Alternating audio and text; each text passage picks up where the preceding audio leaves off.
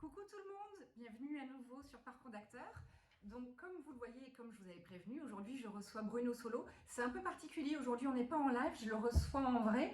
Si, justement, c'est ça qui est dingue maintenant. On dit on n'est pas en live, Mais je le reçois en vrai. exactement, Le vrai, c'est le live. Exactement, c'est ça qui est dingue. C'est avec les réseaux sociaux maintenant, on s'est habitué à inverser les mots ou à les vider même de leur sens. On est vraiment en live là. On est vraiment en live pour Voilà. le coup, Y a mais pas c'est de pas un fausse live séparation, Instagram. faut se toucher, Voilà. Enfin, ouais. Donc, comme je t'avais expliqué, Tendance. cette émission parle un petit peu du parcours des acteurs en général, que ce soit du point de vue d'un agent, d'un directeur de casting ou d'un réalisateur, mais aussi vous, les comédiens, parce que les comédiens finalement apprennent énormément de toutes ces interviews. Et du coup, toi, est-ce que tu peux nous dire à quel moment tu as su que tu voulais devenir comédien? Bon, alors maintenant, quand je creuse un petit peu, c'est peut-être plus complexe que ce que je ne dis des fois dans les interviews, mais je me suis entendu avec moi-même pour me dire que c'est à partir de l'âge de 13 ans à peu près. À partir de l'âge de 13 ans, quand je me rendais compte que j'avais une sorte d'énergie, de tempo, comme ça, quand je racontais une histoire, mais même ce que j'avais fait dans la journée, à l'école, tu vois, ou ce que j'avais vécu avec des copines ou des copains, et quand je le racontais à des personnes qui n'y avaient pas assisté, quand j'avais tout d'un coup un public, qui était ma sœur, mon papa, ma maman, et puis une tante, un oncle, des voisins, des copains, voilà. Des gens avec qui j'avais pas vécu le truc en live. Ouais. Quand je racontais, il me semblait que, d'après la réaction des gens, que je racontais pas trop mal. Que je savais appuyer sur les moments importants, éluder ce qui me semblait être des détails qui sont un peu chiants. Vous savez, il y a des gens qui ont cette capacité, lorsqu'ils ont vécu même des choses formidables, et que tu dis, t'es parti où en vacances? Et il te dit, je ne sais pas, en Mongolie par exemple, tiens, un pays, c'est pas en Mongolie, raconte-moi. Et le type, à peine, le type ou la fille, disons, on va prendre un garçon, dès qu'il raconte, au bout de 30 secondes, tu t'emmerdes. Il a cette capacité à rentrer dans une histoire longue pour dire qu'il a mis du temps à embarquer. Il me semble que j'en fais partie. Ah bon? Il y a des gens qui... alors je ne me permets pas parce que je connais pas énormément de détails. Mais attention, il peut y avoir un détail qui tout d'un coup va être essentiel dans l'accomplissement ou dans le but, dans la finalité de ton histoire. Mais il y a des gens qui se perdent ou qui appuient sur un moment qui est moins important. Voilà. Et il y en a d'autres au contraire qui en 15 secondes te shotent. C'est un truc dans la voix, c'est un truc dans le tempo, c'est une faculté de... Bon, j'embarque, hein, je te le passe très vite, galère à la douane, mais là j'arrive en Mongolie, là, pan, d'entrée, le mec il arrive, et tu ne le crois pas ce qu'il me dit. Voilà, et on a évité plein de choses. Il y a des gens qui ont cette capacité-là, il me semble, c'est très prétentieux, mais d'après ce que me disait, je voyais ou des gens se marrer, ou avoir des émotions quand je racontais quelque chose. Et puis, à l'école, il y avait des ateliers de théâtre, et très vite, ma prof de français, personnage que j'adorais, m'a dit ça ne dira pas de faire du théâtre. Avec d'autres, hein, je ne suis pas le seul qui l'a proposé. Et puis très vite, effectivement, je me suis pris au jeu, au goût. J'avais en plus une petite chance, c'est que je me suis rendu compte, ça c'était un peu plus tôt quand j'avais été puni par un prof, que j'apprenais très vite. Il m'avait donné une fable de La Fontaine à apprendre en heures de colle, comme on disait. J'ai 56 ans, hein, je ne sais pas si ça existe encore les heures de colle. Et en heures de colle, il me dit puisque vous faites le con, monsieur Lassalle, parce que c'est mon vrai nom, tenez, voici c'était Le Chêne et le Roseau. Et je la lis, c'est la première fois que j'étais confronté à l'idée d'apprendre quelque chose contraint et forcé. J'ai pu apprendre des choses qui pouvaient me plaire et tout, mais là, donc, j'ai 12-13 ans, effectivement, et je lis. Et bon, je trouve ça beau déjà. Le Chanel un jour dit au roseau, vous avez bien sujet d'accuser la nature, un roi clé pour vous un pesant fardeau. Le moindre vent qui d'aventure fait rider la face de l'eau, vous oblige à baisser la tête. Cependant que mon front au cocasse pareil, non content d'arrêter les rayons du soleil, brave l'effort de la tempête. Et tout ça, ça rentre assez facilement parce que le texte me plaît. Donc je suis confronté à l'idée que quand quelque chose te plaît, c'est plus facile de l'assimiler. Et puis, tout d'un coup, je le ressors et je lui sors le texte. Lui, il est persuadé, évidemment, le mec qui m'a collé, c'était une femme d'ailleurs, Madame Laine. Et elle me dit oui, vous la connaissiez déjà, elle m'en donne une autre. Et effectivement, je me dis bon, on va voir avec une autre. Et l'autre, je la prends aussi, et facilement. Donc ça, je me dis, c'est vachement bien. C'est bien de pouvoir rendre les textes facilement. Donc en cours, effectivement, très vite, j'étais celui à qui on donnait les textes les plus conséquents. Pas nécessairement les plus intéressants, c'est pas parce que ça a plus de textes que c'est les plus intéressants, mais c'est à moi qu'on les donnait souvent.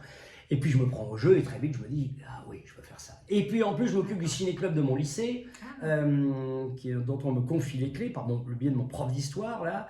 Et là, je deviens dingue parce que je découvre plein de films. En cinémathèque, c'était des grosses bobines de 16 mm qu'on passait pour les autres élèves. Je choisis les films avec des camarades, on en discute, on fait des débats sur le film, sur le fond, sur la forme, sur les réalisateurs, les réalisatrices, sur les acteurs, les actrices, les scénarios. Et je me passionne de ça et je deviens quelqu'un qui se persuade que je n'ai même pas le droit de faire autre chose que cela. Mon père est ouvrier dans le bâtiment. Ma maman ne travaille pas, mais ce sont des gens très érudits. C'était là mon père, c'est quelqu'un autodidacte, mais passionné de littérature, de théâtre, de voyage, de musée et tout. Donc ça brasse des idées, ça brasse de l'enthousiasme, ça brasse de la fièvre, des disputes, des rires, des engueulades. Tout ça bouillonne et tout, et je me dis oui, bien sûr, c'est ça, c'est un métier pour moi. Sauf que bon, évidemment, quand il s'est agi de le faire quelques années plus tard, après mon bac et tout, là Parce que tu as fait une formation professionnelle après ton bac Ah non, que dalle. Non. Moi j'ai eu mon bac, parce que j'ai quand même pas passé toutes ces années à l'école pour rien en retirer. Et après, je me suis lancé tout de suite. J'ai ni fait le conservatoire, ni le cours Simon, ni le cours Florent, ni Pierre-Imoni, ni rien du tout. Et quand tu dis que tu t'es lancé tout de suite, c'est-à-dire? J'ai monté une troupe avec des copains avec qui on s'était, des copains et des copines d'ailleurs, avec qui on s'était suivis pendant toutes ces périodes scolaires, même si on avait certains changé de collège, de lycée, on était restés en contact. Et avec certains, donc, on a décidé de monter une troupe et je jouais dans la rue, on jouait dans ce qu'on appelait des MJC, je rappelle encore mon âge, voilà, Maison de la jeunesse et de la culture, souvent tenues dans des mairies communistes. Et on jouait dans des bahuts et c'est là aussi peut-être que j'ai commencé à avoir un peu le sens du spectacle, dans le sens où j'arrivais dans les écoles, dans les lycées, et je demandais des caractéristiques de l'école. Je disais quel prof est la star du lycée, quel élève est celui qui fait parler de lui, ou parce qu'il est chiant, ou parce qu'il est un agitateur, quel prof, quels sont un peu tu personnalisais. Et je personnalisais les spectacles, et donc je faisais des spectacles de fin d'année dans les écoles. J'avais ce sens côté un peu producteur, dire qu'est-ce qui va leur plaire, mais tout en gardant l'idée quand même qu'il fallait qu'on propose des choses qui nous appartenaient. Je crois qu'avant tout, il faut se fédérer soi-même avant d'espérer de fédérer les autres. Il faut amener son univers, en espérant qu'il plaise, mais si tu ne fais que aller dans le sens d'un hypothétique public, d'un éventuel auditoire, là tu te trompes parce que tu vas aller que dans leur sens et tu vas jamais être toi-même. Un artiste, quel qu'il soit, même un artisan, il faut qu'il fasse quelque chose qui lui plaise. Un cuisinier, un boulanger, il faut qu'il fasse un pain qu'il a envie de manger, pas un pain dont il s'imagine qu'il va être mangé par le plus grand nombre. Et si tout d'un coup ce pain qui te plaît à toi plaît aux autres, tu as réussi ta mission. Et c'est ça être comédien. Enfin, c'est ça être artiste. Être comédien, c'est prendre un texte, le comprendre et l'interpréter comme toi tu l'as ressenti, et en espérant que cette interprétation va plaire au public. Mais si tu te dis que tu prends un texte et qu'il faut le jouer comme l'a joué un tel, ou comme on s'attend à ce qu'il soit joué, là tu te trompes. Et c'est pour ça que c'est une des premières choses qu'il faut dire aux jeunes comédiennes et comédiens, c'est croire absolument en ce que tu racontes. Voilà. Et c'est pour ça d'ailleurs que des fois on voit des comédiens, on dit il n'est pas bon. Ça arrive qu'il n'est pas bon. Mais souvent il faut voir à quel point ils ont été convaincus par le texte qu'ils défendent. Complètement. Notamment dans des séries, c'est des séries un peu qu'on dit au rabais, qui passent le soir de temps en temps, où il y a de formidables actrices et acteurs dedans, des fois. Moi j'en connais. Mais de temps en temps, il y a un manque de conviction par rapport au texte que tu défends. Est-ce que c'est parce que tout va très vite et qu'ils n'ont pas le temps d'être préparés? Parce que tu n'as pas le choix des fois, parce que aussi c'est un métier où il faut bouffer. Voilà, il ne faut pas tomber dans l'angélisme et tout. Effectivement, de temps en temps, pour bouffer, tu fais, pour remplir le frigo, tu fais un truc qui ne te plaît pas nécessairement. Et t'as beau... non, ce n'est pas le fait de l'apprendre vite, c'est pas que tu n'as pas eu le temps. Évidemment, ça contribue à ne pas te rendre aussi passionnant et exalté quand tu délivres le texte. Mais la vérité, c'est que de temps en temps, tu te retrouves dans quelque chose un peu contraint et forcé, et qu'il faut le dire, et que tu as beau le dire, et que tu n'arrives pas à y mettre ta sincérité et ta vérité, et tu n'arrives pas à le faire résonner. Et quand tu ne fais pas résonner un texte, évidemment, tu passes à côté. Et quelques très rares exceptions près, je crois pas qu'on disait de certains comédiens, même quand il lit le bottin, il serait passionnant. Ouais. Je ne sais plus qui disait ça, mais c'est vrai. Mais celui qui va lire le bottin, il est passionnant, il va tout d'un coup décider de lire le bottin et de rendre ça passionnant. Mais si tout d'un coup tu es forcé à lire le bottin comme ça, ah, tiens, viens lire le bottin, eh ben, t'as beau t'appeler Laurence Olivier ou Lorraine Bacal, je prends 2 comédiens étrangers exprès pour me fâcher avec personne en France, Ouais. et puis mort en plus. Et donc, Lorraine Bacal, si elle avait eu le bottin, quand il y avait un contrat avancé, ça l'aurait fait chier. Et donc voilà, c'est ça aussi, Excuse-moi, pour rebondir Oui, je t'en à ce prie, que tu viens de dire, quand tu parles du fait que parfois on est obligé de faire des choses parce qu'il faut bien bouffer et c'est normal, Mhm. quand on arrive à un stade de notre carrière où on peut dire qu'on a réussi, comment on gère ces moments de doute où on se sent un peu insécure, on se dit tiens, est-ce que le vent est en train de tourner? Comment on gère ça? Mhm. Alors ça tombe très bien parce qu'en ce moment on est véritablement dans cette période-là. Déjà parce que évidemment on travaille moins. Pour certains, hein, il y en a qui travaillent en ce moment. Moi je fais partie de ceux qui travaillent moins parce que je faisais du théâtre jusqu'à présent là, ces derniers temps et le théâtre s'est arrêté. Et là évidemment le doute s'installe vite. Hein. Le comédien dès qu'il est vidé de sa substance, à savoir bouger, jouer, interpréter, parler, échanger, discuter, il n'existe plus. Donc le doute s'installe vite. Eh ben, on le gère en faisant des gammes. Il faut faire des gammes. C'est marrant parce que c'est un des seuls métiers, et en même temps c'est ce qui le rend merveilleux aussi, où effectivement quelqu'un peut monter sur scène du jour au lendemain et proposer une interprétation, un texte personnel, un one-man show par exemple, ou un one-woman show. Et pourquoi pas, de temps en temps c'est magique, mais de temps en temps c'est de la merde. Et c'est ça le paradoxe de ce métier. Le paradoxe du comédien, c'est ça, c'est que c'est un métier qui offre la liberté à toutes et tous de pouvoir monter sur scène, ou de pouvoir faire un petit film, là, de prendre son portable. Maintenant, il y a des moyens en plus qui permettent de le faire, de faire une petite blagounette que tu envoies sur les réseaux.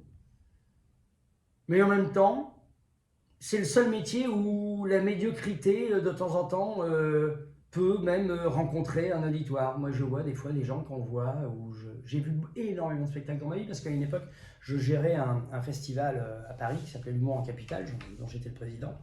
Et donc, j'allais voir beaucoup de choses. Et je voyais des choses merveilleuses. Mais j'ai vu des trucs, mais une serpillière, on aurait mieux joué, quoi, tu vois. Et c'est ça qui m'emmerde dans ce boulot, des fois. Et il faut l'accepter. C'est qu'un musicien qui dit je vais venir jouer de la guitare, mais il a un peu bossé quand même. Parce que tu ne peux pas arriver en disant écoutez, je vais éventuellement vous jouer de la guitare. Un jongleur, il va arriver et il sait quand même un minimum jongler. Un prestidigitateur, un acrobate, etc. Et donc il faut être un minimum prêt. Et dans ce métier, de temps en temps, il y en a qui disent allez, ça va, il y va, moi je peux y aller aussi. Et tout le monde n'est pas un acteur spontanément doué, etc. Et donc coup, il faut faire des gammes. Voilà. Et donc voilà, c'est pour ça qu'il faut faire des gammes. Et de quelle manière les musiciens, ils font des gammes entre 2 concerts, ils font du piano, ils font de la guitare, ils font de la batterie, ils s'entraînent, etc. Eh bien, moi, je crois que de temps en temps, il faut faire des exercices. Nicolas Briançon, par exemple, qui est un metteur en scène avec qui je travaille, nous a demandé à un moment sur Internet de jouer. Alors, il avait choisi les trois grands classiques, hein, Molière, Racine et Corneille. À vous de jouer. Et à vous de jouer. Et on a tous fait. Et moi, j'ai continué. J'ai continué pour moi, hein, je ne les ai pas mis puisque je ne suis pas sur les réseaux sociaux. Je m'enregistrais en train de faire tel monologue. Bon, là, j'avais pris Sganarelle, le dernier monologue de Sganarelle, quand il dit à Don Juan qu'il est au-delà de l'amoralité et qu'il faut vraiment qu'il revienne, il fait une sorte de démonstration par l'absurde qui est absolument génial, qui est un des plus beaux monologues pour moi de Molière. Et je l'avais fait, et après j'aurais continué, j'en ai fait d'autres, tu vois, j'ai même fait des monologues de femmes, de personnages féminins, de Schnitzer. C'est ça, faire ces gammes, c'est continuer à exercer. Alors tu te dis, oui, notre raison d'être, c'est de jouer devant du monde, mais pas nécessairement. D'ailleurs, la preuve, là, on est en train d'envisager de faire du théâtre en streaming, et même des one-man shows en streaming, on ne va pas jouer devant du monde directement, mais qui vont être diffusés après. Bon, si on pouvait éviter qu'il y ait des commentaires pendant qu'on joue et tout ça, ce serait pas mal. C'est un truc sur lequel on est en train de travailler avec certains actrices et acteurs pour éviter cette dérive imbécile des commentaires. Ah dis donc, il a grossi, ah bah dis donc, elle est plus mignonne, machin, et puis bon, ça... Oui, mais bon, c'est ça le problème avec certains... je sais pas trop comment on dit, la plateforme qui achète des spectacles, si on pouvait garder un peu cette distance, etc., qui n'est pas du mépris, mais qui est juste le silence de on est en train de faire devant des gens qui nous regardent. Voilà, c'est un échange de bons procédés. C'est un laboratoire, le théâtre. On est en train de créer devant vous, pour vous, et ayez le respect de ne pas commenter. Voilà, c'est pas de la télé, quoi. Donc bon, voilà, je digresse un peu, mais ce que je veux dire, faire ces gammes pour pouvoir garder l'idée que tout n'est pas fini, que vous êtes un acteur et qu'on existe en dehors des contrats, en dehors du désir des réalisateurs, des producteurs, des auteurs, qui vous appellent ou pas, c'est des moments difficiles. Donc quand vous êtes dans une période où vous ramez, vous ramez de toute façon, que ce soit le Covid, la Covid ou que ça ne le soit pas, mais quand vous êtes dans une période où vous avez la chance de travailler assez régulièrement, comme c'est mon cas, et que là en ce moment c'est un peu plus difficile, eh bien je m'exerce, j'écris, je fais des trucs, je fais des vidéos, je m'enregistre en train de faire des choses et que je garde même pour moi, peu m'importe, pour rester dans cette sorte d'énergie essentielle pour que si demain on m'appelle, et je veux croire que ça va être le cas bientôt, de pas arriver et me dire « Ah merde, je suis pas prêt », parce que c'est arrivé, il y a des acteurs et des actrices qui n'avaient pas joué depuis si longtemps, qui n'avaient pas exercé depuis si longtemps, qui se sont retrouvés dans des états de panique, parce que c'est un métier paniquant. Hein, il y a beaucoup d'acteurs quand même qui font appel dans ces moments-là à des coachs d'acteurs pour les accompagner à préparer un rôle. Oui, c'est vrai. Est-ce que toi ça t'arrive? Non, ça m'est jamais arrivé. Jamais? Jusqu'à présent, non.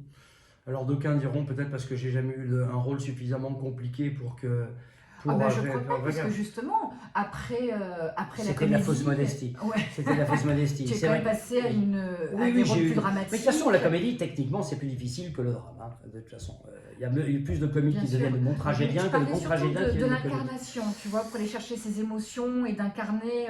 Je crois que c'est vraiment nécessaire, utile, dès lors qu'on juge soit que c'est nécessaire et utile. Moi, pour l'instant, même quand j'ai joué des personnages, Mendès France par exemple, qui est un exemple qu'on me sort souvent, c'est vrai que c'était pas évident parce que je jouais en plus un personnage dont les petits-enfants étaient encore vivants.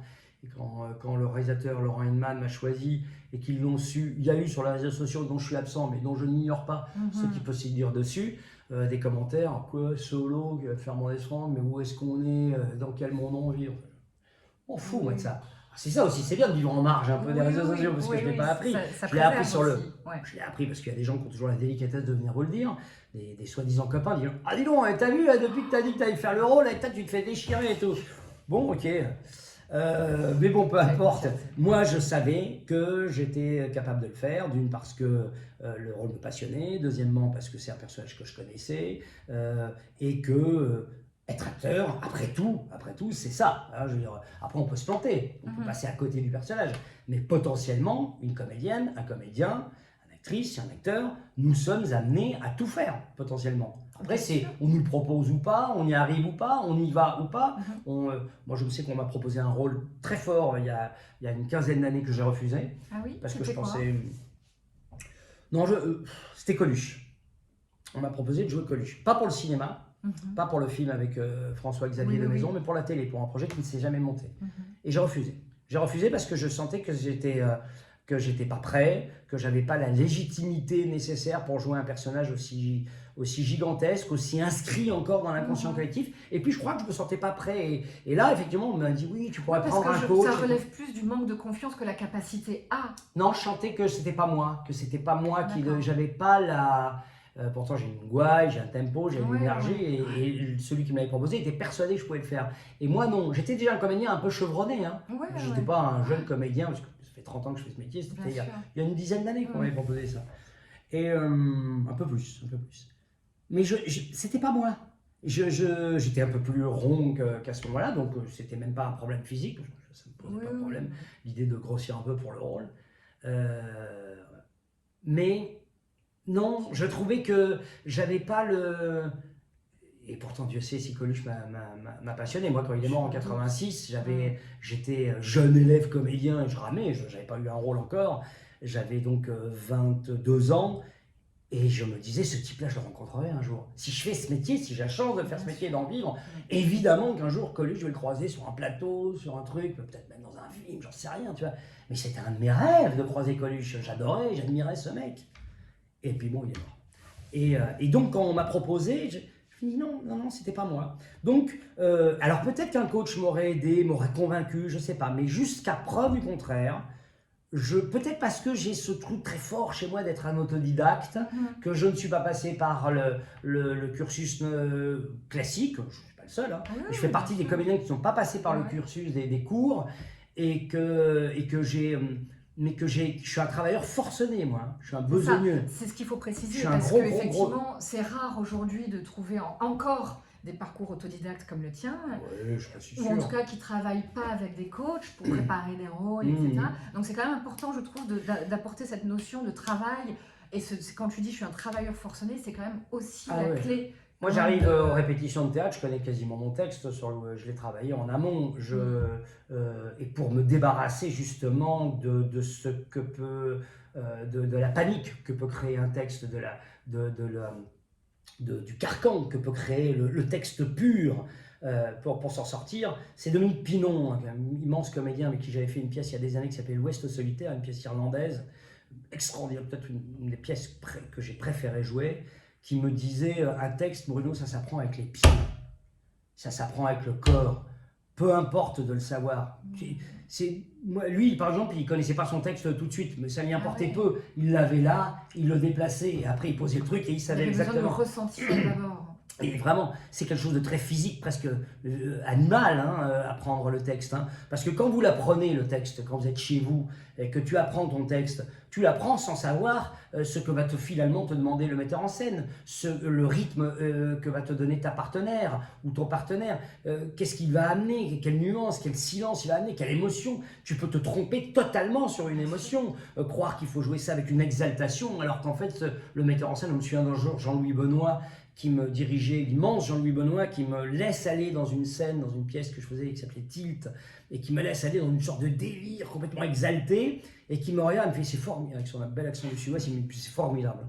C'est formidable, vraiment, j'aime beaucoup ce que tu me fais là. Bruno, c'est bien, c'est puissant.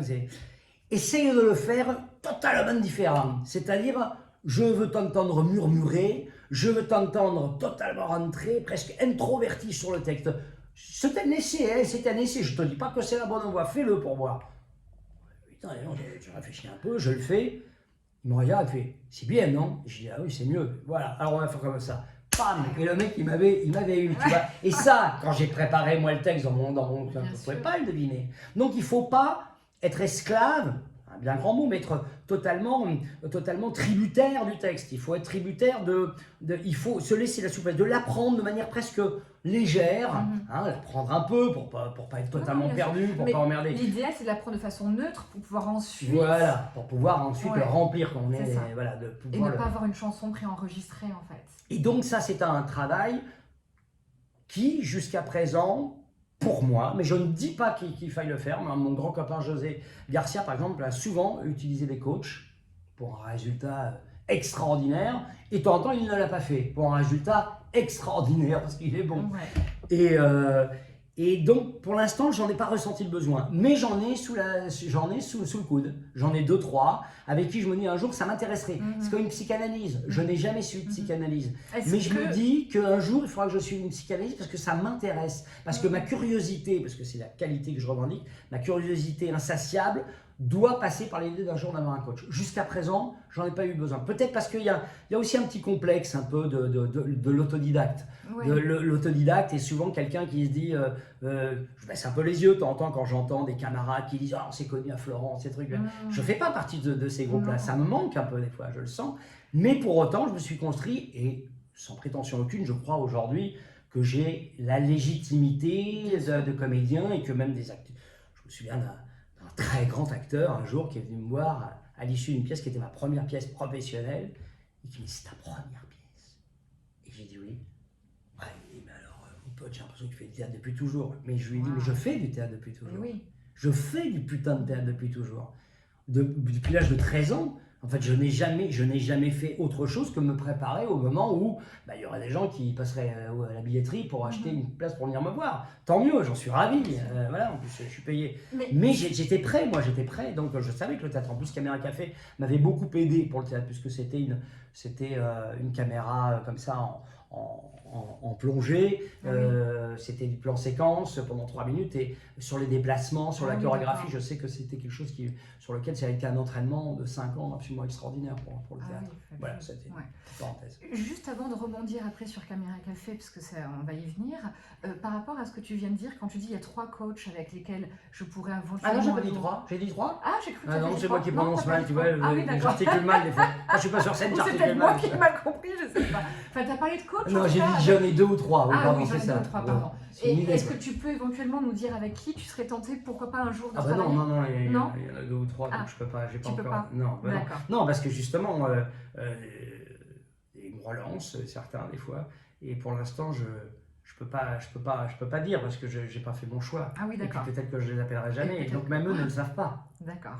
Même eux ne le savent pas. Mais je sais que ça existe parce que j'ai posé des questions à des comédiennes et des comédiens qui t'entendent me dire « Oh, j'ai bossé avec une telle, une telle. » Je dis « Ah ouais, d'accord. C'est qui? Vas-y, donne-moi son numéro. » Et je l'ai noté, mais je ne les ai jamais appelés.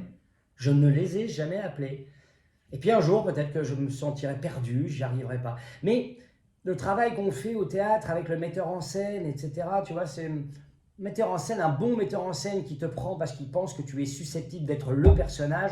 Il est là aussi pour ensuite te convaincre que tu l'es. Parce que tout d'un coup, tu dis, mais tu crois que je peux faire ça? Et c'est là qu'il va chercher en toi des choses que tu pouvais, si ce n'est ignorer, ou en tout cas que tu n'avais pas exploité. Et du coup, justement... Et donc, je crois que je suis vraiment quelqu'un qui travaille beaucoup avec mes metteurs en scène. Donc, justement, c'est la question que je voulais te poser. Toi, tu es plutôt un comédien qui a besoin d'avoir beaucoup de liberté, ou au contraire, tu as besoin de direction et de direction bien précise quand tu travailles?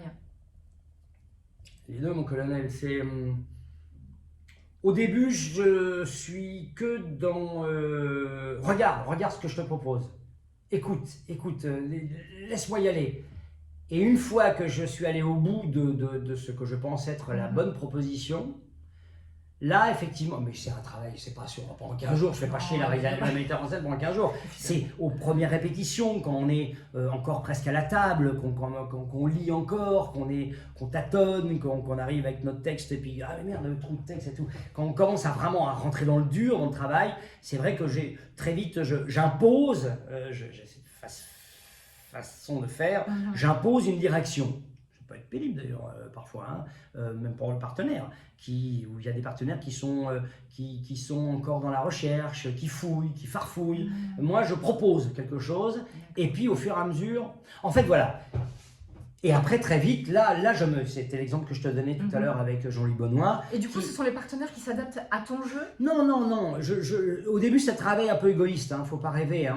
On est là, on cherche pour soi. Et une fois qu'on pense avoir trouvé pour soi, on commence un petit peu à intégrer l'autre et tout. Et tout ça se fait de manière qui est difficilement lisible. C'est une sorte d'accord tacite sans qu'on le dise. Mais par contre, on n'a pas tous toujours le même rythme. En revanche, je crois que j'ai une méthode qui est assez claire et que mes metteurs en scène et mes partenaires l'identifient assez vite et que j'illustre avec ces mots-là. Je dis, pour moi, au début, je suis face à un arbre et je suis un bûcheron. L'arbre, je le coupe. J'ai un arbre face de moi, je coupe l'arbre, je suis un bûcheron. Après, je vais être un menuisier. C'est-à-dire, dans cet arbre, je vais faire des planches. C'est un travail déjà plus fin. Et puis après, je suis un ébéniste. Avec cette planche, je vais faire un travail encore plus fin. Je vais commencer à faire un meuble, tu vois. Et puis après, je fais de la marqueterie, tu vois. Alors là, j'agis dans les tout petits détails, les petits dessins un petit peu qui vont rendre ce meuble qui était beau, qui vont le rendre somptueux. Et j'ai cette vision-là. Pourquoi? Parce que j'essaye d'aller dans l'évidence du personnage. J'essaye pas d'aller trouver la complexité du personnage au départ. Je vais dans l'évidence. Je suis un mari cocu ou un mari volage.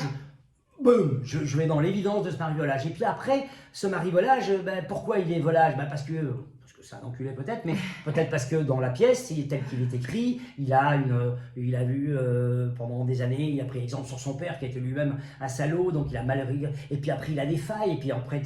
Et voilà, et c'est-à-dire que je vais dans l'évidence du personnage. Et c'est vrai que j'ai tendance de temps en temps à dire ça à mes partenaires, à mes metteurs en scène, laissez-moi aller dans l'évidence. Et il y en a, et je ne conteste pas cette manière de faire, qui d'entrée, j'ai vu des comédiens, des comédiennes, d'entrée vont chercher, qui se disent, pour moi c'est évident, il est comme ça, mais je vais tout de suite aller chercher la complexité du truc.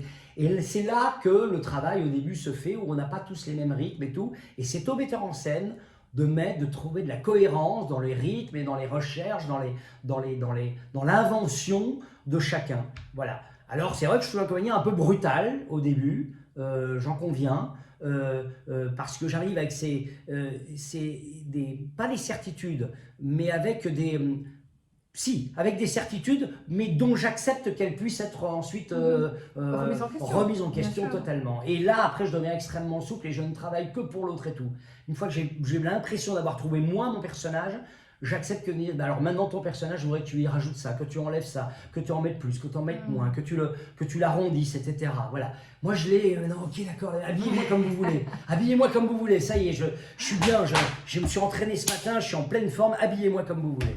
D'ailleurs c'est pour ça, je suis jamais chiant pour tout ce qui est le costume, les trucs, je ne suis pas très attentif, c'est peut-être un défaut d'ailleurs, mais je ne suis pas très attentif à ça. Souvent tu n'as pas besoin du costume pour rentrer dans la peau de ton personnage. Et pourtant, je m'aperçois que quand j'ai un bon costume, comme quand j'ai joué Napoléon par exemple, quand le matin je jouais, le costume, le bicorne et tout les trucs, 50% du travail était fait, tu vois. Mais bon, tu joues pas tous les jours Napoléon.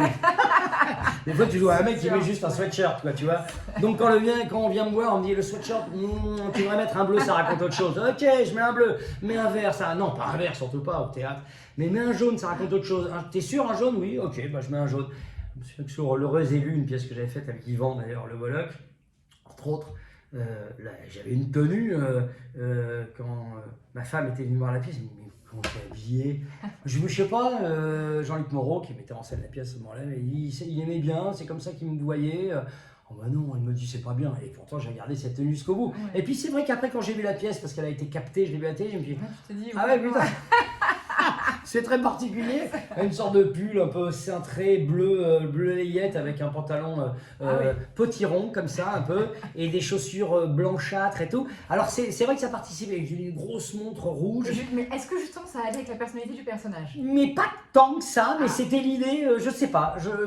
Mais ça effectivement, je manque peut-être un peu je manque un peu peut-être pas de métier. Mais je manque peut-être un petit peu de volonté, je sais pas, je trouve pas le mot, mais peu importe. De conviction là-dessus, oui, t'as raison, c'est ça qu'on dit. Je manque de conviction là-dessus, il faudrait que je m'en trouve, peut-être que des fois, le costume c'est important. Je me suis laissé faire n'importe quoi sur mes coupes de cheveux, je ne crois pas le nombre de fois où j'ai été blond, j'ai eu les vacantes, j'ai été complètement rasé, j'ai été... là, je suis vraiment la chose de ceux qui décident pour moi, quoi. Oui, donc pour toi, c'est pas ce qui va définir la façon dont tu vas incarner. Et pourtant, c'est une bêtise aussi, parce que de temps en temps, c'est important. J'exagère un peu, il m'est arrivé de choisir mes looks. Mais de temps en temps, je me suis peut-être un peu laissé faire sur des looks. Pour revenir à tes débuts, est-ce que toi, tu fais partie de ces comédiens qui ont galéré en passant beaucoup de casting avant de commencer à... Oh mon Dieu. Je sais pas pourquoi je l'invoque, parce que j'y crois pas. Mais si tant est qu'il existe, il m'a pas beaucoup aidé. Ouais. Et... oui, j'ai ramé beaucoup. Ouais. Moi, entre le moment où j'ai, après mon bac, 18 ans, enfin 17 ans, et entre le moment où j'ai pris la décision de faire ce métier et le moment où je commençais en 90, donc on est en 82, oui, 82-83, et pendant 7 ans, rien. Mais rien du tout. Enfin si... mais les trucs qu'on montait dans la rue, les spectacles et tout, machin, oui. Du point de vue de l'énergie, de l'accumulation d'expérience et tout, oui. Mais quand rien. Tu dis rien, c'est-à-dire que tu n'avais même pas de casting? Non. Et comment tout d'un coup tu t'es mis à avoir des castings? Qu'est-ce qui s'est passé? Un jour, j'ai fait... alors je faisais des courts-métrages qui n'étaient pas vus. Je jouais dans des pièces qui ne se montaient pas.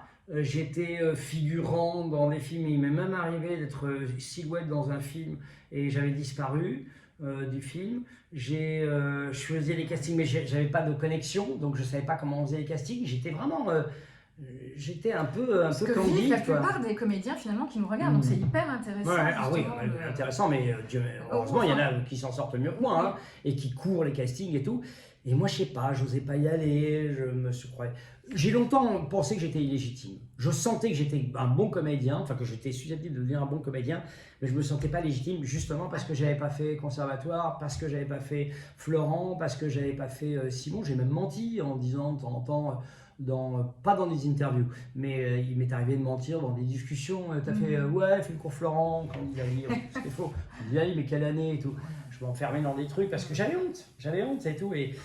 Alors qu'au contraire, c'est une qualité extraordinaire. J'en sais rien. Moi, je trouve ça que tu devrais plutôt être très fier. Alors je le suis plus maintenant, mais j'ai quand même encore un peu le complexe de l'autodidacte. Mais j'avais déjà le complexe un peu de l'ouvrier, moi, tu sais, du fils d'ouvrier. Ouais. Pas parce que j'étais au fils d'ouvrier, parce que je trouve que mon père était un homme exceptionnellement exceptionnel dans tout. Un homme juste, un homme pondéré, un homme brillant, raisonnable. Mais j'avais des parents, moi, que j'ai aimés et qui m'ont bien rendu, hein, ma soeur, mes parents et moi, on est très harmonieux. On s'entendait, ils ont disparu assez récemment. Ça a été terrible. Mais je veux dire que j'avais quand même le côté, je suis un fils d'ouvrier, quoi, tu vois. Je dis pas qu'il y en a plein des ouvriers, des filles d'ouvrières qui ont fait ce métier. On n'est pas si nombreux que ça, mais il y en a. Mais je sais pas, j'avais un souci avec ça. J'avais un souci en me disant, ouais, je vais apparaître un peu comme celui qui se vante de lire, de connaître. Ah bon, tu connais Molière? Ah bon, tu connais Schnitzler? Ah bon, tu connais le théâtre de Beckett? Mais tu l'as appris où? Bah, tout seul, dans ma chambre, en lisant des pièces, en allant voir des pièces, en escroquant pour pouvoir rentrer, en me faisant copain avec des ouvreurs, des ouvreuses pour aller voir des pièces. J'étais voir un nombre de pièces, mais tout seul, je faisais mon initiation tout seul, quoi. Donc j'en ai bouffé, quoi, tu vois, du théâtre, en lisant, en regardant et tout. Puis j'avais un autre souci, c'est que j'étais très pauvre. C'est-à-dire que moi, quand j'ai quitté le foyer, j'avais pas un rond. Mais quand je dis que j'avais pas un rond, j'avais pas un putain de rond. Je faisais des boulots à la con, tu vois, des boulots temporaires. Je me faisais virer parce que j'avais un caractère, comme disait mon père, ni Dieu ni maître, ni surtout contre-maître. Donc c'était un petit peu difficile pour moi. Je m'évadais très souvent, j'ai beaucoup travaillé dans des librairies, je m'évadais très souvent pour lire et tout, mais j'étais pas un très bon vendeur et tout. J'étais fait que pour ça, quoi. Ouais. Je sentais que j'étais pas fait pour autre chose. Donc je ramais. Et puis un jour, je me suis inscrit dans une agence de figuration pour des émissions de télé. Parce que quand j'ai fait la figuration au cinéma, les quelques fois où je l'ai fait, j'ai trouvé ça tellement terrible le soir quand je rentrais chez moi, de me dire de voir les gens qui faisaient le métier que je rêvais de faire et que je n'y avais pas accès, que je pleurais, quoi. J'étais triste, tellement malheureux de me dire mais j'y arriverai jamais. J'ai vu des acteurs, des actrices jouer devant moi et moi j'étais au fond, tu vois, dans la scène du bar, du restaurant, à manger, et puis on ne me voyait pas, et puis le réalisateur ne me verrait jamais. Je savais que ça ne pouvait pas arriver par ce biais-là. Enfin, j'en étais. Et donc j'ai dit, je vais faire la figuration, mais dans des émissions de télé. Donc je faisais la claque dans des émissions de Foucault, de Sébastien, Patrick Sébastien, Foucault, c'était il y a Sabatier, alors là c'était encore. Voilà. Et je faisais la claque, tu vois, j'étais dans le public, et puis on me donnait un petit billet de 150 balles, tu vois, francs, 150 francs. Ouais. Et c'était très bien, et ça me remplissait un petit peu le frigo, puis je faisais des petits boulots à droite à gauche. Je faisais un peu de batterie, donc de temps en temps j'allais jouer dans un bar, et je prenais 3 sous. Et ça commençait à être la mode des DJ, etc. Donc les musiciens commençaient à disparaître, pas beaucoup de bol. Et bref, et un jour, j'ai fait une figuration dans une émission qui s'appelait Télézèbre avec Yvan Le Bolloc. J'ai été repéré par Thierry Ardisson. Il t'a repéré parce que qu'est-ce qui a fait qu'il t'ait repéré? Yvan, qui lui c'était sa première émission, qui travaillait à Europe 1, qui ouvrait le courrier, qui lisait le courrier à l'antenne Europe 1 pour le top 50. Avec le regretté Jean-Luc Delarue et Olivier Doran, qui est devenu un réalisateur, c'est fameux, et qui tournait d'ailleurs. Et ils travaillaient ensemble à la radio, Doran et Delarue, et ils avaient engagé Yvan, qui était rigolo, qui essayait de rentrer à la radio, qui sortait de l'éducation nationale, où il avait été instit, où ça s'était pas très bien passé. Il était très bon instit, mais un peu trop proche de ses élèves, un peu trop dans la déconne. oui. Tu machin, partager des choses inavouables avec ses élèves et tout, c'est très vite fait virer. Bon, il raconterait une autre version, mais c'est à peu près celle-là. Mais justement, je raconte bien l'histoire, j'essaie de synthétiser parce que lui, il fait long, il raconte souvent très mal les histoires. Et donc, avec la belle gueule, du bagou et tout, pas du tout l'envie de devenir comédien, mais pas du tout l'envie de devenir comédien. Lui, non, voulant faire de la radio, voulant faire de la télé, voulant être animateur, ayant grandi avec De Chavannes, avec les nuls et tout, voulant plutôt aller dans ces créneaux-là. Et il se retrouve avec Ardisson à présenter une émission dont Ardisson lui avait filé les clés. Et le principe de son émission, c'est qu'il devait prendre quelqu'un dans le public pour faire l'arbitre d'un petit jeu à la con, qui était une mini-chronique à l'intérieur d'une émission où il y avait plein de petites chroniques. Ça s'appelait Télézèbre. On est en 89. Et 90. Et donc, je me retrouve là, comme d'habitude, à faire la claque, tout machin, pour venir prendre 3 sous, toujours avec l'idée un jour de me faire repérer, et je ne savais pas comment, je commençais un peu à désespérer. C'est-à-dire que tous les gens autour de moi, mes parents, ma sœur, mes amis très proches... Quel âge à ce moment-là? Là, on est en 90, donc j'ai 94, ça fait 30 ans, donc j'ai 26 ans. Tu vois, c'est tard quand même. Et non, attends, qu'est-ce que je dis? Je dis, putain, je suis nul en calcul. 84, j'ai 20 ans, 90, oui, c'est ça, 26 ans. Et j'ai 26 ans, et donc je suis dans le public. Pourquoi je suis troublé par le fait de dire 26 ans? Non, pourquoi tu me demandes? Ah oui, quel âge j'ai? C'était pour avoir un ordre d'idée de Voilà. l'âge à laquelle... J'ai 26 ans et je commence à imaginer, il n'y a plus que moi qui y crois. Même ceux qui m'aiment, même ceux qui me font confiance, même ceux qui m'ont accompagné me disent Bruno, peut-être temps d'envisager autre chose. Et t'as 26 ans, t'as toujours rien fait et tout. Je dis ouais, non, bon. Je commence un peu à me... Et puis, bon, voilà, le coup de bol, ça arrive. Ne misez pas là-dessus, mais considérez que ça peut exister. Considérons que ça peut exister, être là au bon moment, sentir qu'on est là au bon moment. Je suis dans cette émission. Thierry Ardisson me voit faire le con avec Yvan, qui m'a choisi dans le public puisqu'il m'a vu faire le con, justement, déconner un petit peu. Il s'est dit, je présente un jeu, je me suis un peu abattu, c'est pas je fais de la télé, t'as l'air d'avoir du bagou et tout, t'es comédien? Je dis oui. Ouais, je suis comédien. Et il me dit, écoute, tu veux pas venir faire l'arbitre de mon jeu? Et là, j'ai failli dire non, comme quoi ça tient à rien, parce que je regarde les lots à gagner pour le jeu qu'il présentait. Je vois un scooter, je vois une batterie, je jouais de la batterie, mais j'en avais pas. Et en plus, les questions, je les vois, c'est des questions de culture générale. J'ai la chance, comme d'avoir une assez bonne culture générale, d'avoir une bonne mémoire, d'avoir eu des parents dont je lisais beaucoup et tout. Et je vois, c'est des trucs de culture générale autour du cinéma, du théâtre, de la littérature. Je me dis, de la télé, des vieilles émissions de télé des années 60. Je me dis, oh putain, je vais gagner. Et si je fais l'arbitre, je ne pourrai jamais être candidat. Et je me dis, je vais choper le scooter, j'en avais pas, je vais choper la batterie, et puis je vais gagner, et puis voilà, et puis je vais continuer mon petit bonhomme de chemin. Et là, je ne sais pas ce qui m'arrive. Je me dis, attends. Je vais monter, je vais faire l'imbécile avec ce mec que je ne connais pas, hein, Yvan. Et j'ai dit, peut-être, et si c'était le moment? Si c'était le moment, je vais me faire voir pour une première fois, je vais faire le con. Parce que bon, au début, on envisage de le faire dans une émission de télé, ça passe par la comédie. Bien sûr. Faire un rôle tragique et tout, j'étais pas là pour prendre un JT. Et j'étais là pour... Donc je monte sur scène, et je te jure que c'est vrai, je vous jure que c'est vrai. En fait, le public était autour d'une sorte d'estrade, comme ça, comme la table, on était donc... je me levais, tant pis, vous ne voyez pas. En gros, Yvan était monté sur l'estrade et on était là, tous, comme ça, et on lève la main, on applaudit et tout, et il me demande de monter sur scène. Donc je monte sur scène, ça fait ça. Et au moment où je mets mon pied, que je monte sur l'estrade, à ce moment précis, je me dis, ok, c'est là, j'y suis, j'y reste, je suis dans l'arbre. Mais je te jure, je le sens très fort. Donc oui, la chance, oui, l'opportunité, mais en même temps, si vous sentez... C'est un conseil très empirique que je donne. Il s'appuie sur aucune réalité, aucune vérité scientifique.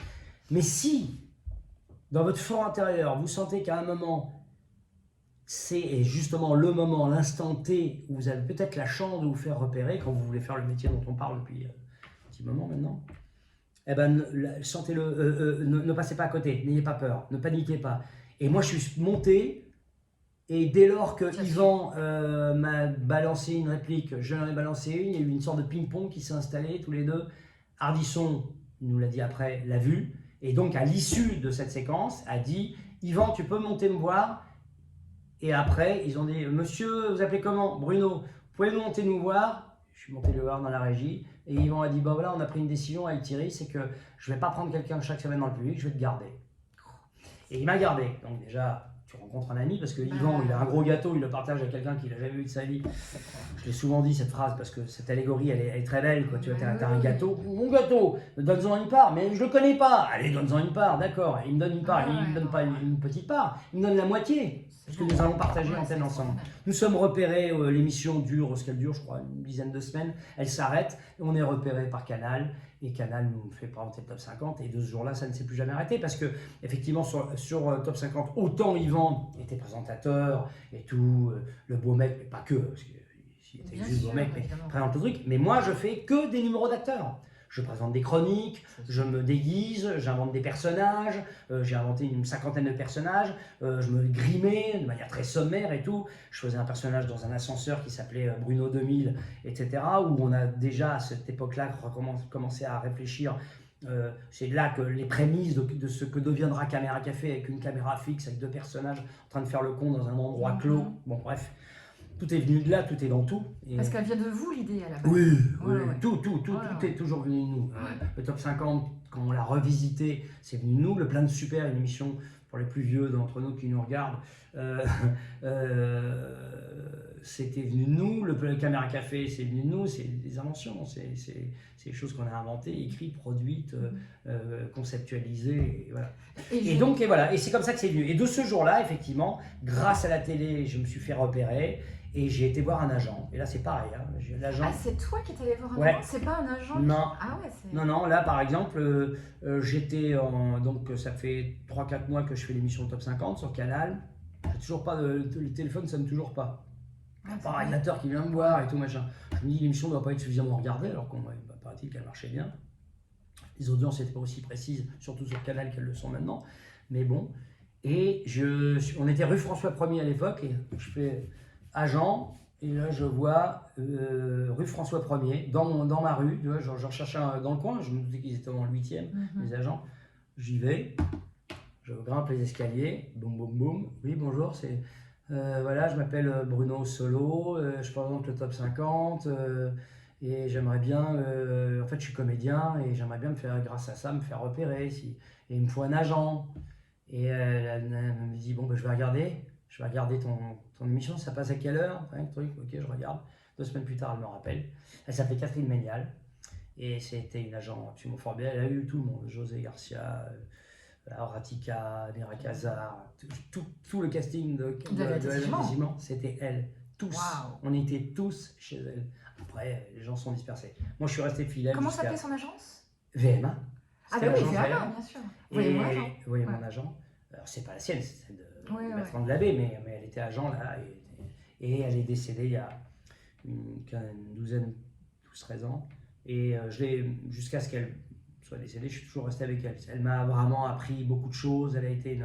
Elle me faisait même lire des choses parce qu'elle avait très vite repéré que j'étais quelqu'un de curieux, insatiablement curieux, et que je me sentais pas obligé d'être dans tous les projets. De toute façon, c'est pas le cas, et c'était absolument pas le cas. Je faisais plus de cinéma à l'époque quand même, et elle me faisait lire des trucs même par lesquels je n'étais pas concerné, juste pour avoir mon avis. On discutait, on parlait de cinéma, on parlait de théâtre, on parlait de littérature. Je l'adorais au-delà de tout. Et c'était vraiment une femme merveilleuse, et puis elle est morte.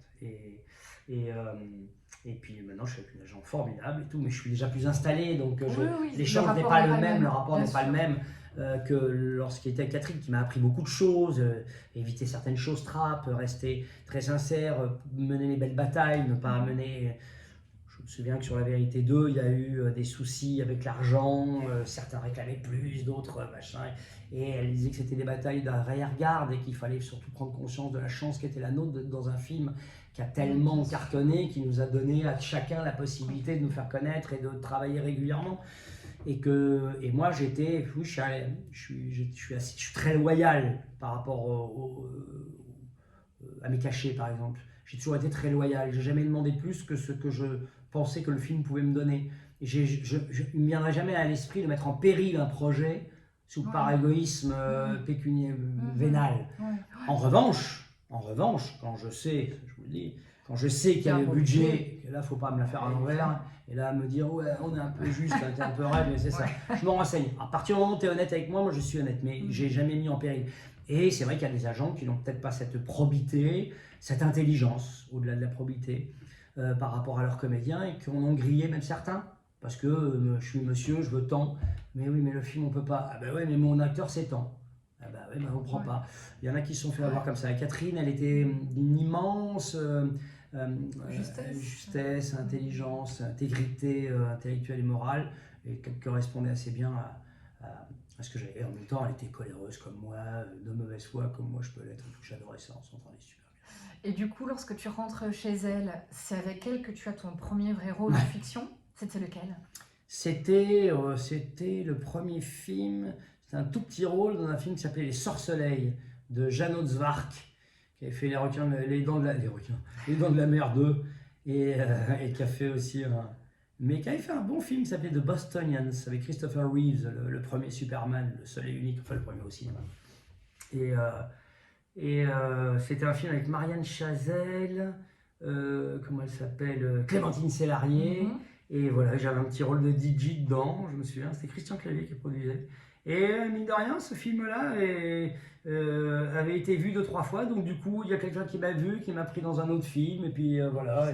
Et puis jusqu'au jour où j'ai été pressenti pour La Vérité si je mens. Là, je pense que c'est grâce à elle, mais c'est elle qui a insisté, parce qu'au début, c'était pas du tout ce casting-là, La Vérité si je mens. C'était pas Angelina, c'était pas Garcia, c'était pas Napom, c'était pas Melki, c'était pas Elbaz, c'était pas Or, c'était pas Amira. Je crois qu'il y avait Gad, il y avait Guillaume Depardieu, il y avait... Ah ouais. Absolument, ouais. Gad est parti sur autre chose, et Guillaume Depardieu, c'est grâce à lui si j'ai eu le rôle. Parce que Guillaume Depardieu, en fait, que je connaissais un petit peu, avec qui j'étais... c'est un type qui me fascinait absolument, Guillaume, qui était une sorte de François Villon, quoi. Donc, sauvage et doux à la fois, une sorte de poète déglingué, acteur tellement puissant, tellement bouleversant, et qui avait un grand sens de la comédie en plus. Ah oui. On lui a pas beaucoup donné cette occasion, mais il avait un grand sens de la comédie. On le voit dans un film de Salvadori, où il joue une sorte j'ai oublié le titre, mais un film extraordinaire, où il joue une sorte de mec très maladroit et tout, il est extrêmement drôle, mais tellement puissant que même quand il avait des rôles extrêmement courts, je me souviens sur un de ses derniers rôles dans un film de Stella, un film magnifique de Sylvie Vered, où il a 2 scènes avec la comédienne qui est une petite fille. Il a 2 scènes avec elle et il dit 3 mots et il déchire l'écran, quoi. Moi, ce type-là me fascinait, Guillaume Depardieu, et j'avais la chance de le connaître. Il m'intimidait beaucoup, beaucoup, beaucoup. Et pas parce qu'il était le fils de l'ogre. Pour quelle raison c'était Et en fait, il m'intimidait beaucoup et il m'aimait bien. Et il était venu faire 2-3 conneries avec nous dans le top 50, dans le plan de super. Et puis, voilà, j'avais sympathisé 1 ou 2 fois avec lui. Et quand je le croise dans un bar, on était bien farcis tous les deux, et il venait d'avoir un accident, il avait mal aux jambes, ça se soignait pas encore bien, il n'était pas encore amputé évidemment, et il me dit ouais, je suis sur un film là, mais je peux pas le faire, je me sens pas, j'ai pas envie de tourner, j'ai mal partout. Ah putain, mais tu serais très bien, c'est pour un chouette rôle. Oh attends, bouge pas. Et là sous mon nez, il appelle Thomas Gilou. Et il dit à Thomas Gilou, ouais, dis donc, tu connais Bruno Solo, il est cool comme mec, c'est un bon pote. Il était un peu cuit, hein, mais ce serait bien que tu le prennes pour le rôle, là. Et Thomas Gilou, ouais, Solo, je connais vaguement, il fait un peu de télé, non, tu quoi? Ouais, bon, ok, on va voir. Puis il me croise, Thomas Gilou, grâce à, donc, toujours Guillaume. Et puis il me donne, et j'ai le rôle principal. Je dois jouer Eddie Vibert. Et puis, voilà, et puis on m'appelle. Je ne sais pas encore ce que ça va être ce film, mais bon, j'apprends que voilà, je vais avoir le rôle principal d'un film qui se monte avec José Garcia, ça je le sais, que je connaissais de Canal, qu'on était déjà très potes et tout. Vincent Elbaz, qui était peut-être le plus connu d'entre nous, parce qu'il venait de jouer dans un film de Cédric Clapiche, Le Péril jeune. Et puis, bon, Colina, évidemment. Non, justement, non. Et puis, quelques jours plus tard, après qu'on m'ait dit cette bonne nouvelle, on m'appelle, on me dit écoute, voilà, il y a un petit souci, Bruno, c'est que il nous faut un nom pour le rôle principal, et Ancolina a craqué sur le rôle, et on va prendre Ancolina pour faire le truc. Et moi je le comprends tout à fait. Bon, à cette époque-là, je gagnais ma vie. Moi qui avais connu Oui. les vaches maigres et tout, je gagnais ma vie. Donc, je me disais, j'ai les moyens d'être patient. Tu vois, maintenant, c'est pas le moment d'être justement, c'est pas le moment de faire le con et de ouais, quoi, et tout. Bon, bref. Et c'est le moment d'être patient. Je faisais le top 50, je gagnais ma vie, j'avais même fait le plein de super. Voilà, je gagnais ma vie, donc j'étais content.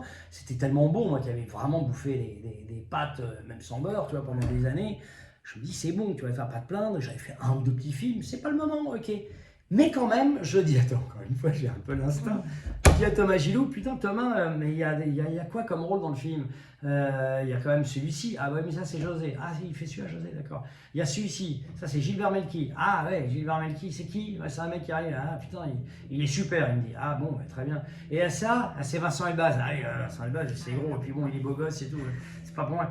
Et je dis, bon, mais tant pis. Il me dit, il y a Yvan quand même, le rôle d'Yvan. Oh, je le rock, il n'existe pas. Il me dit, ah si, quand même. Je lui dis, ah non, franchement, il n'y a rien et tout. Mais si tu veux, on retravaille ensemble. Et d'accord, j'ai dit, ok, alors on retravaille ensemble. J'avais la chance de savoir écrire un peu, parce que j'écris beaucoup, à droite à gauche, pour d'autres. Et j'ai dit, ok, d'accord, on le retravaille ensemble. Et on a passé une journée entière à écrire un peu le rôle pour qu'il existe, et il est devenu Yvan. Et donc j'ai pu être dans le film, voilà. Et voilà, ça c'est une bataille que j'ai pas voulu mener. Quand on me dit Richard Anconina, bordel, Richard Anconina, acteur que j'admire en plus, qui avait fait Le Petit Criminel, qui avait fait Ciao Pantin évidemment. Tu vois, Anconina craque sur le rôle, il le veut. Il a tellement raison en plus, il est magnifique dans La Vérité 1, 2, 3, peu importe, mais c'est un magnifique acteur. En plus, on est devenu très amis avec Richard. On se voit peu, parce que moi je vois peu les gens, mais quand on se voit, c'est toujours avec un immense plaisir. Génial. Et du coup, quand tu parlais du fait que justement tu écris et que tu as réécrit sur Caméra Café, tu étais multicasquette, tu as coécrit, tu as produit, tu jouais. Je faisais tout. Tu faisais tout. Ouais. Est-ce que c'est un conseil que tu donnes aujourd'hui aux acteurs d'être polyvalents et de savoir un petit peu. Moi, je donne ce conseil-là si vous avez les capacités. Il y a aussi des actrices et des acteurs qui ne se sentent absolument capables de mettre en scène, de produire, d'écrire. Moi, en fait, j'ai commencé, quand j'ai commencé, j'ai fait Télézèbre, la première séquence que nous avons enregistrée avec Yvan, quand je l'ai vue à l'image, parce qu'on l'enregistre et elle passe 3-4 jours après à l'image, donc je regarde, avec les potes, les gars, je passe à la télé, et je regarde et j'aime pas. J'aime pas ce qu'ils en ont gardé de ce que je me souviens d'avoir fait avec mon camarade. Donc, dès la deuxième séquence, je vais dans un endroit mystérieux que je ne connaissais pas, qui s'appelle la salle de montage. Toc, toc, toc. Non, je vais voir Ardisson. Je dis, ah, excusez-moi, monsieur Ardisson, mais je crois que j'ai déjà Thierry. Déjà non plus, parce qu'il était. Non, mais bon, même si j'arrivais, Thierry, ça se fait beaucoup. On se fait la bise. Pas plus maintenant avec le Covid. Et je lui dis, excusez-moi, Thierry, je dis, la séquence à la fin, c'est dommage. Et à un moment, je faisais ça, là, et Yvan faisait ça, puis ça n'a pas été gardé. Il me dit, ah bah oui, c'est le monteur, ça. Je dis, mais c'est quoi ça? Il me dit, viens avec moi. Il ouvre la porte, il me présente à un mec, François, que j'ai gardé après comme monteur pour d'autres projets. Et il me dit, voilà, c'est lui qui monte les séquences. Je dis, bonjour, je vous laisse. Hop, il s'en va. Et je dis, je peux voir la séquence là qu'on a tournée là? Il me dit, oui. Je dis, tu veux pas mettre le moment où je fais ça? Il me dit, ouais, si tu veux, il n'y a pas de problème, tac, tac. Et du coup, je me mets au montage. Et donc, je me dis, il faut avoir le contrôle un petit peu, tu vois. Donc, je commence à écrire en pensant au montage pour éviter le travail au monteur, c'est-à-dire je commence à écrire les séquences et à me dire ça je le mets et puis je vais voir le monteur une fois, ça tu le gardes et puis tu gardes le moment où on fait comme ça. Voilà, donc là déjà c'est un premier travail de producteur et je commence à m'intéresser à tout ça. Très vite avec Yvan, on a compris, je me foutais d'être producteur délégué, exécutif, c'est-à-dire de ramasser les fruits de notre travail. Alors la preuve, à Canal, on était producteur, mais on n'a jamais été payé comme producteur. On était payé que comme présentateur et comme auteur, puisque nous écrivions tout. Mais on n'était pas payé comme producteur. Mais on avait quand même, on apprenait le métier, on ne précipitait pas, on ne voulait pas tout de suite être, on veut les sous, on veut les sous, on s'en foutait. On apprenait les bases du métier de producteur, et producteur c'est quoi? C'est fabriquer avec les meilleures personnes à chaque endroit. Le meilleur comédien possible, la meilleure actrice, le meilleur réalisateur, le meilleur monteur, les meilleurs auteurs, les mettre en truc. Et chapeauter tout ça et avoir un peu une connaissance. Pas dire à un auteur d'écrire comme ça si toi toi-même tu sais pas écrire une ligne. Pas dire au réalisateur de pouvoir réaliser comme ça si tu n'as pas une idée de ce que tu veux un peu comme image. Bien sûr. Ne pas non plus prendre sa place parce qu'il est plus doué que toi pour réaliser. Que le monteur lui faire confiance. Qu'il dise non, ça marche pas mon pote. Et ne pas lui dire oui, c'est moi qui décide. Non, juste sentir, donner des orientations, mais respecter le travail de chacun. Et ça très vite je l'ai senti. J'ai senti que j'avais cette fibre-là.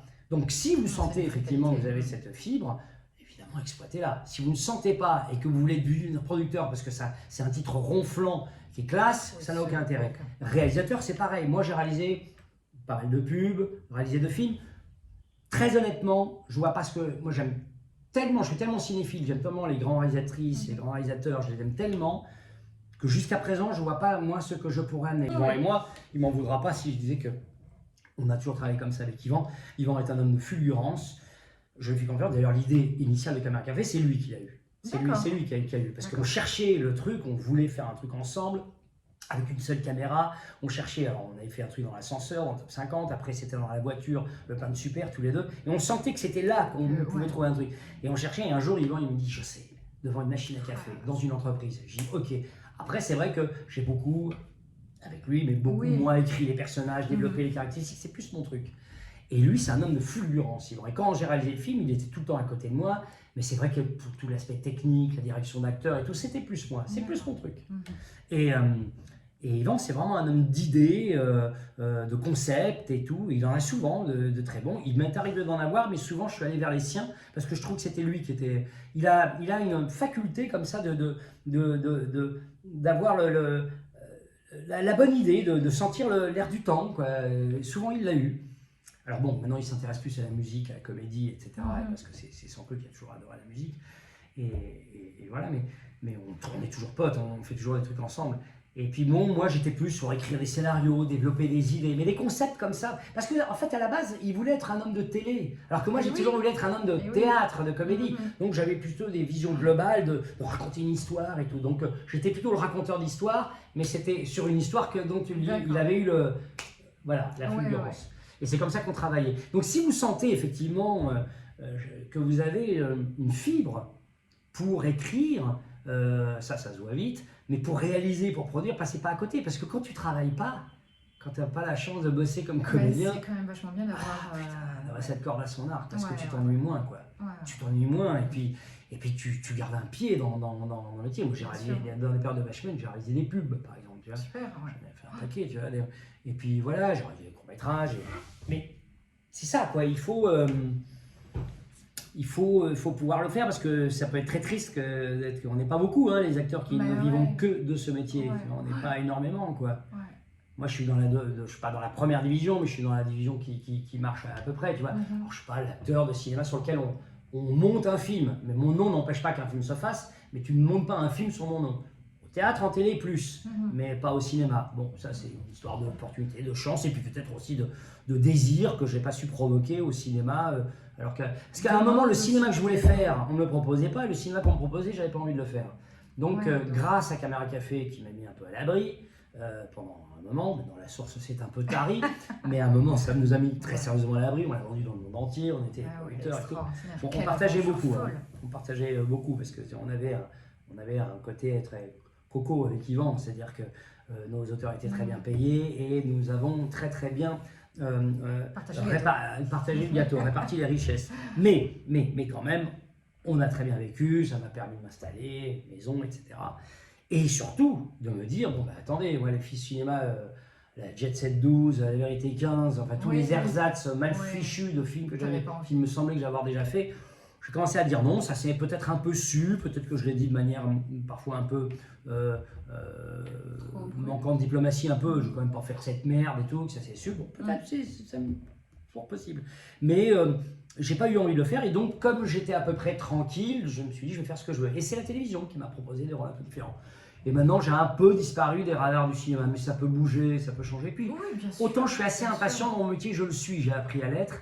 Et puis je suis pas malheureux parce que je fais beaucoup de théâtre. Et mais oui, puis là tu étais à l'affiche d'une superbe pièce, 10 ans après, aux côtés de Julien Boisselier et Mélanie Page, qui va reprendre dès que tout sera, sera terminé. Oui, a priori on devrait reprendre en tournée directement. Et si on ne reprend pas en tournée directement, comme la pièce a été morcelée depuis le mois de mars, quand elle s'est arrêtée, qu'elle a repris, qu'elle s'est réarrêtée, qu'elle a repris avec le confinement, puis ensuite avec le couvre-feu, puis ensuite l'un de nous, c'est pas moi, a eu la Covid, donc il s'est arrêté à nouveau une semaine, donc tout un bordel. Donc il y a un sentiment d'inachevé à Paris en tout cas, puisqu'on l'a créé à Paris. Et avant de partir en tournée, ce serait peut-être bien qu'on la reprenne peut-être un peu encore une fois, un peu en Ouais. janvier, février, et puis qu'on parte en tournée après, parce qu'on a une très grosse tournée de prévue.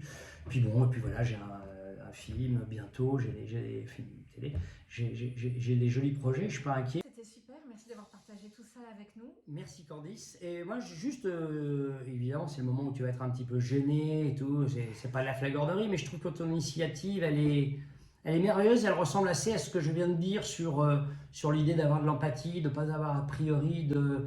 C'est le moment. C'est un moment un peu étrange qu'on vit en ce moment parce qu'il est révélateur de monstruosité, d'hypocrisie, de mesquinerie, de trucs sordides chez certains et certaines dans notre société, et en même temps il est aussi révélateur de moments de partage, de volonté de s'entraider, de découverte pour certains d'une certaine solidarité, Ouais. de main tendue, etc. Ouais.